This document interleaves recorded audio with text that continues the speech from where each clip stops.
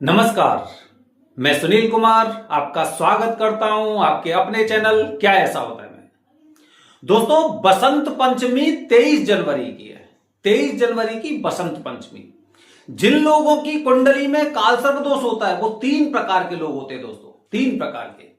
पहले प्रकार के वो लोग होते हैं जो समय की प्रतीक्षा करते हैं कि विधि विधान से वरदानी पंडित जी द्वारा मुझे कालसर्प दोष से मुक्ति चाहिए, कालसर्प दोष की पूजा नहीं करनी है, मुझे मुक्ति चाहिए। ये लोग अन्य मुहूर्त में पूजन नहीं करते। हालांकि महीने में काफी मुहूर्त होते हैं कालसर्प के, लेकिन जो सर्वश्रेष्ठ मुहूर्त होते हैं उनमें सबसे पहला मुहूर्त होता है बसंत पंचमी का, दूसरा मुहूर्त महाशिवरात्रि, तीसरा अक्षय तृतीया, फिर ऋषि पंचमी और सबसे अंत में देखेंगे अधिकांशतः तो नाग पंचमी का।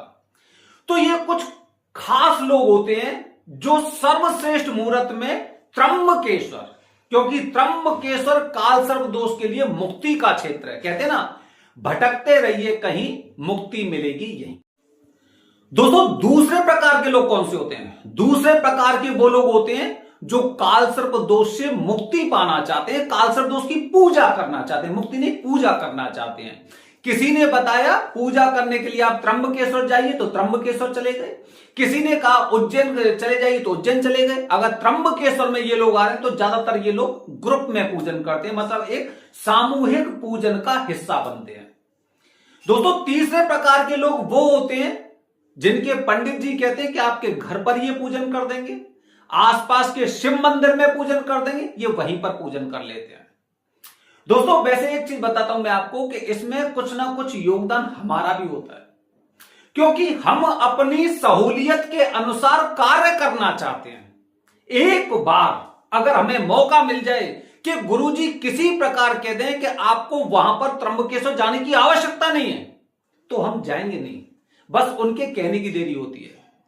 दोस्तों, तो कहीं ना कहीं जिम्मेदार हम हो गए। अच्छा, अगले कुछ पंडित जी ऐसे होते हैं, कुछ गुरुजी ऐसे होते हैं कि आपको शायद इनसे भी बचकर रहना चाहिए। उदाहरण के लिए बता रहा हूं दोस्तों, आपके आगे काम आएगा, आपके आगे काम आएंगी ये चीजें। पहली बात, आप त्र्यंबकेश्वर जाते हैं, आप गया जी जाते हैं, प्रयागराज जाते हैं, किसी भी प्रकार के पूजन करने के लिए, कोई भी आपको पूजन करना है, पितरों की शांति करनी है, पिंडदान करना है, कुछ भी कार्य करना है, अगर पंडित जी आपकी कुंडली देखकर बता दें कि इसमें मंगल दोष है, मंगल दोष की पूजा यहीं कर लो, ऐसे पंडितों से सावधान रहिए, सावधान रहिए। क्योंकि मंगल दोष के लिए मुख्य स्थान उज्जैन में श्री अंगारेश्वर मंदिर है। वैसे भी दोस्तों, मंगल दोष निवारण की पूजा, मांगलिक दोष की पूजा बिना भात पूजन के पूरी नहीं मानी जाती है, ये हमको भी पता होना चाहिए। अगर हम नारायण नागबली पूजन की बात कर रहे हैं तो हमें त्र्यंबकेश्वर जाना चाहिए। ये हमारी गलतियां होती हैं क्योंकि हम अपनी सहूलियत के अनुसार ये कार्य करना चाहते हैं। आप उज्जैन फोन करने वाले हैं, आप माता बगलामुखी जानते हैं? काफी लोग आप में से ऐसे होंगे कि माता बगलामुखी का पूजन करना चाहते हैं। आपने बगलामुखी माता की यहां पर फोन मिलाया, पता नहीं किसी ने अपना वीडियो अपलोड कर रखा है या क्या कर रखा है, पता नहीं, आप तो अच्छी तरह से जानते होंगे। माता बगलामुखी में पूजन करना चाहते हैं, कहते हैं कल आ जाइए, परसों आ जाइए। जबकि माता बगलामुखी में जो पूजन होते हैं ज्यादातर वो तांत्रिक क्रियाएं होती हैं कि कुछ तांत्रिक क्रियाओं को काटने की, जो शारीरिक बाधा या फिर आपके घर परिवार में किसी प्रकार की नकारात्मक शक्तियों को खत्म करने के लिए यहां पर पूजन होता है, वो हमेशा नहीं करना चाहिए। तीक्ष्ण दारुण नक्षत्र होते हैं, उन्हीं में ये पूजन करना चाहिए, लेकिन हमें तो जानकारी नहीं है। हमें जानकारी कौन देगा? हम तो YouTube पर हमेशा विश्वास करते आए हैं। दोस्तों, अगर ऋणमुक्तेश्वर की पूजा करनी है आपको, अगर ऋणमुक्तेश्वर की पूजा करनी है तो दोस्तों क्या होता है, आ जाइए, पीली पूजा होगी, गुरुवार को कर लो, सोमवार को कर लो, मंगल को कर लो, ऐसे बताया, हम पहुंच गए। लेकिन यह पूजन आपको शनिवार को करना चाहिए, हम तो विश्वास करके चले जाते हैं। दोस्तों, कहीं ना कहीं गलती हमारी है कि हम उन सब चीजों का फैक्ट चेक नहीं करते कि आखिरकार इन बातों में कितनी सच्चाई है। दोस्तों, इसी प्रकार आप त्र्यंबकेश्वर में फोन करिए कालसर्प दोष पूजा के लिए, ज्यादातर बाहर के पंडित जी से आपका संपर्क होगा, ज्योतिर्लिंग है, आ जाइए, कभी भी पूजा करिए, क्या समस्या है। इस प्रकार की बातें हम सुनते हैं। और इसी प्रकार से जब आप उज्जैन चले जाते हैं, मुहूर्त की क्या आवश्यकता है? मेरे अलावा 10 लोगों को उज्जैन में फोन करिए, हमें कालसर्प दोष की पूजा करनी है, हमें मंगल दोष की पूजा करनी है, हमें यहां पर पितृदोष का पूजन करना है, कभी भी आ जाइए, कोई मुहूर्त की आवश्यकता नहीं। ये लोग बताते हैं, मैं वो बात बता रहा हूं, वो लोग बताते हैं। अगर आप त्र्यंबकेश्वर में पूजन कर रहे हैं, 100 में से 100 लोग आपको ये नहीं बताएंगे कि आप ग्रुप में पूजन करने वाले हैं, ग्रुप में कितने लोग रहने वाले हैं, जो सामग्री से आप पूजन करने वाले हैं वो नई है या पुरानी है, पूजित है। कोई नहीं बताएगा आपको, कोई जानकारी नहीं देंगे। केवल हम लोग भी ऐसा सोचते हैं कि सस्ते से सस्ते में हमारी पूजा हो जाए। मेरे पास फोन आते हैं, उन्होंने 3100 रुपए बताए थे, उन्होंने 4100 रुपए बताए थे, मुझे उसने इतने पैसे बताए थे। लेकिन क्या आपने पूछा, अगर कालसर्प दोष की पूजा अगर ये 3100 में 4100 में कर रहे हैं, क्या ये वरदानी पंडित जी हैं? कितनी पीढ़ियों से कार्य कर रहे हैं, कितने बड़े ग्रुप में काम कर रहे हैं, इनके ग्रुप में कितने लोग रहने वाले हैं, कितनी चौकियां इनके सामने आपके सामने रखी जाएंगी पूजा के लिए, वो सामग्री पूजित है या नई सामग्री है, क्या आपको बताया? कालसर्प दोष की पूजा में 9 चांदी के नाग, राहु और काल देवता चांदी की प्रतिमा होती है और एक सोने का नाग होता है। 3100 रुपए में कैसे वो आपके लिए नई सामग्री रख सकते हैं? ये हमें भी सोचना चाहिए। लेकिन हम तो सस्ती से सस्ती पूजा करना चाहते हैं। इसीलिए मैंने आपको बताया 3 प्रकार के लोग होते हैं।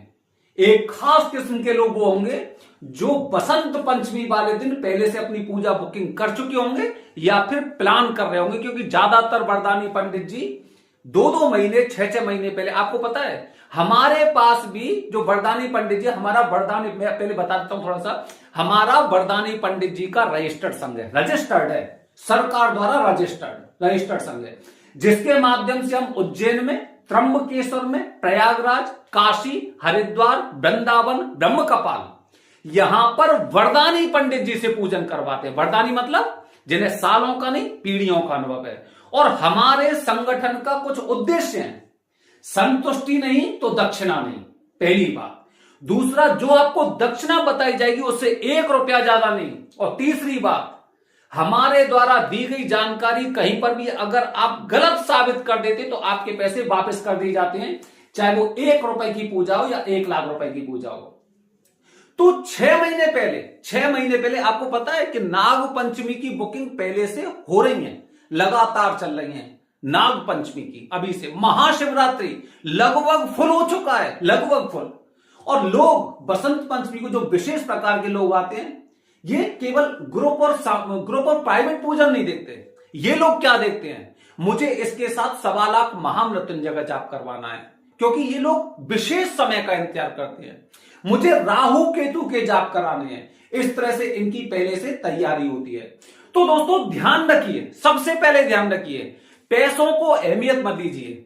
सबसे पहले आप ये देखिए कि आपको सही और सटीक जानकारी किन से मिल रही है, क्या वो जानकारी सही दे पा रहे हैं, या फिर आप पूजा के बाद उन्हें किसी प्रकार से संपर्क कर सकते हैं। ये आपको खुद को देखना होगा, क्योंकि दोस्तों 23 जनवरी विशेष मुहूर्त, बसंत पंचमी। और पंचमी का महत्व क्यों है जानते हैं आप में से बहुत से लोग बताते होंगे कि पंचमी को पूजन करिए। मैं वजह बता देता हूं आपकी, कोई और नहीं बताएगा आपको वजह, हम बता रहे हैं वजह अपने चैनल क्या ऐसा होता के माध्यम से, कि जितनी तिथियां होती हैं उस तिथि के अनुसार उनके मुख्य देवता होते हैं। जैसे कि प्रतिपदा, चाहे वो शुक्ल पक्ष की हो या फिर कृष्ण पक्ष की हो, प्रतिपदा को अग्नि देवता का वास होता है, अग्नि देवता का। द्वितीया तिथि ब्रह्मा जी की होती है, तृतीया तिथि माता गौरी की होती है, चतुर्थी तिथि भगवान गणेश की होती है, और पंचमी तिथि नाग की होती है। इसीलिए नाग से संबंधित, सर्व से संबंधित पूजा की जाती है। इसी प्रकार अगर षष्ठी की बात करते हैं दोस्तों, तो षष्ठी तिथि होती है भगवान कार्तिकेय की, सप्तमी सूर्यदेव की होती है, अष्टमी शिव की होती है, और नवमी माता दुर्गा की होती है। आप में से बहुत से लोग कहते हैं ना कि अष्टमी को हमने देवी पूज ली।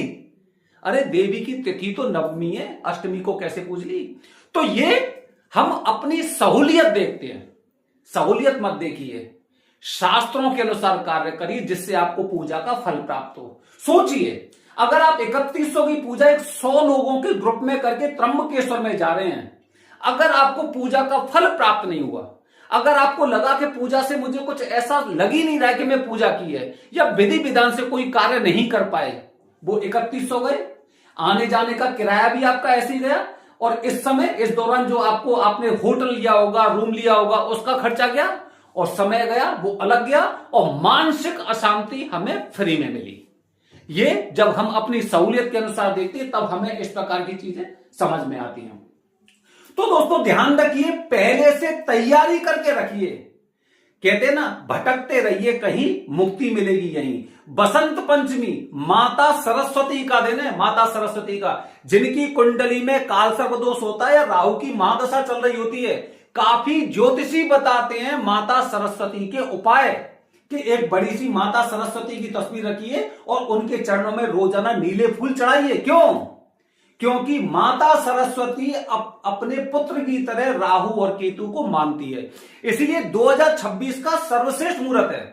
कुछ खास प्रकार के लोग पहले से तैयारी कर चुके और इसकी बुकिंग भी करा चुके हैं।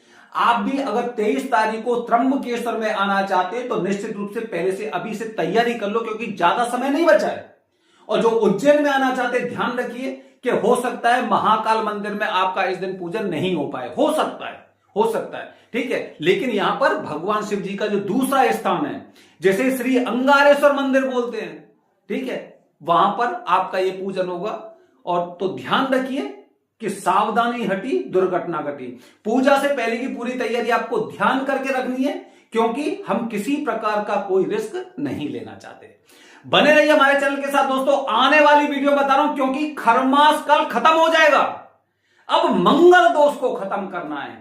मंगल दोष एक बार में ही कैसे खत्म होगा? हर हर महादेव, हरिओम।